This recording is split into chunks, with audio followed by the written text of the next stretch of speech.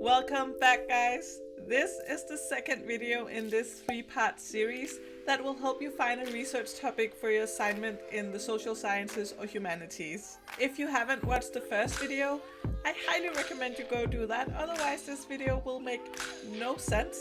I'm Kirstine, and please consider subscribing if you want to geek out on everything design thinking, design research, anything within the humanities or social sciences really. You know where that button is. Okay, so after doing the brainstorms from the last video, you should have a bunch of post-its now with words on them, and they might seem very scattered, but I promise you that they are the foundation for you finding a viable and interesting research topic for your assignment. In this video, we are going to use all those post-its to find more solid ideas, and to do that, I'm going to take you through 3 exercises. In the first exercise, we're going to look at the post-its to see if any of them overlap. And what do I mean by overlap? Well, by overlap, I mean if any of the themes, methods, theories, personal interests, network that you have written down on these post-its can work together to form a more solid idea that is both academically relevant, is based on a real-life context that you have access to, and is personally interesting to you.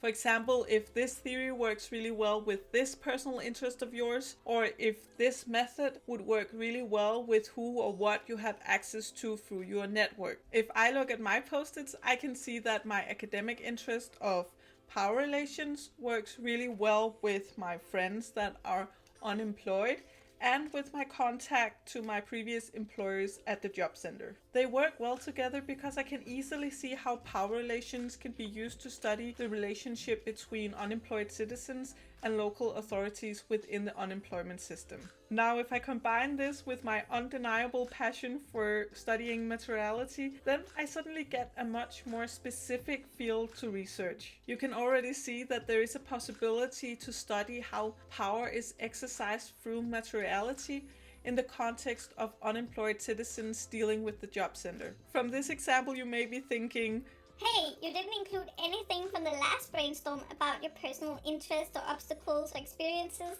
And you're totally right.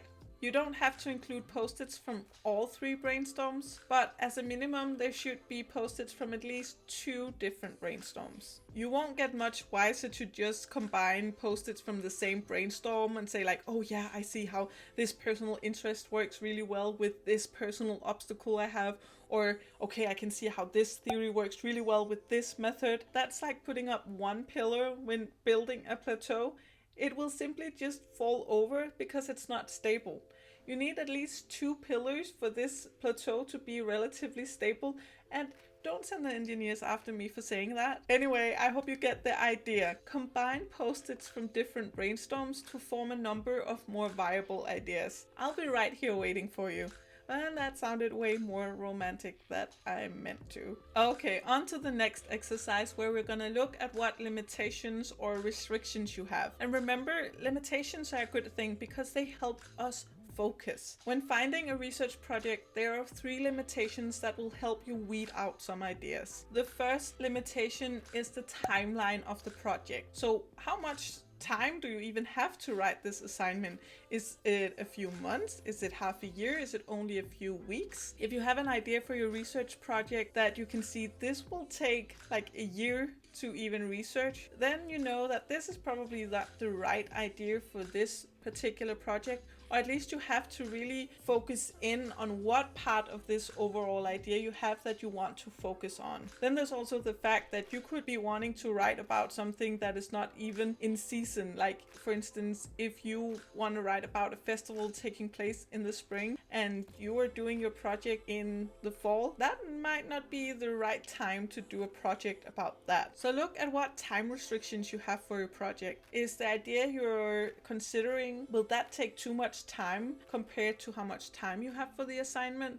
Or is the field you want to research not really available to you because of the time of year, for instance, that you are writing the project compared to when these events are taking place? And in connection with that is limitation number 2, which is the access you have to the field. Maybe you want to research how pay raise negotiations go on between employer and employee, but you don't really have access to any of these conversations firsthand. So maybe that's a limitation that will require that even if you really want to research that area, it has to be from a different focus because you don't have access to do fieldwork within that particular situation. For me, one of the things that really formed what I looked at in my thesis project was that I only had access to the waiting area at the job center. So I couldn't go in and see how the conversations were between the caseworkers and the citizens. So that placed a natural limitation on what I could research. And that was really helpful because it really helped me focus. So look at the ideas that you have to see, okay, will this make practical sense for me? Do I have access to the field in a way that would allow me to do the field work necessary to research this topic? Or is there some way this access redirects me towards other aspects of this topic that I really find interesting? And the third limitation is about your resources. Do I even have the equipment that I need to do this research? Do I even have a way to get a hold of the equipment I need to? Do I need money to travel to the certain place that I really want to research? Or there could be a number of other resources that would be necessary for you to do a certain project that you simply don't have access to. You could, for instance, ask yourself, okay, if I wanted to research this, who would I interview?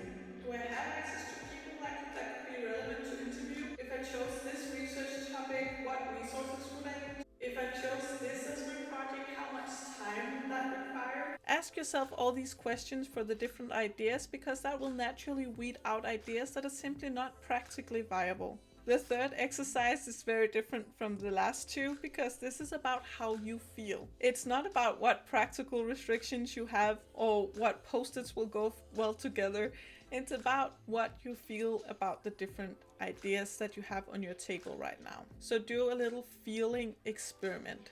Imagine that you set yourself on a certain topic. And you say, okay, this is the topic I'm gonna do. Notice how you feel after that decision. Does it feel a bit uncomfortable? Are you like, maybe I'd actually rather want to do this topic? Well, that can tell you something. Or is this uncomfortable feeling coming from a place of fear, like, oh, this is actually a really important topic for me and I'm afraid that I won't do it well enough? That could be an indication that this is actually the right topic for you because it has some meaning to you. It could also be that you chose, okay, I'm gonna go with this topic, and then you feel really excited and you just feel, yes, this is the one I want to go with. Doing this little feeling experiment will make sure that the topic you choose is also personally meaningful to you and is not only based on the fact that it makes rational sense. So go through your remaining ideas and imagine for each of them that, okay, I'm gonna choose you, and then notice how you feel about it. That will help you narrow down the pool of ideas so you only have a few left, and maybe you already found your research topic, and if so, that's perfect. If you still have a few ideas left and unsure what to do next, then meet me in the next video. That is part 3.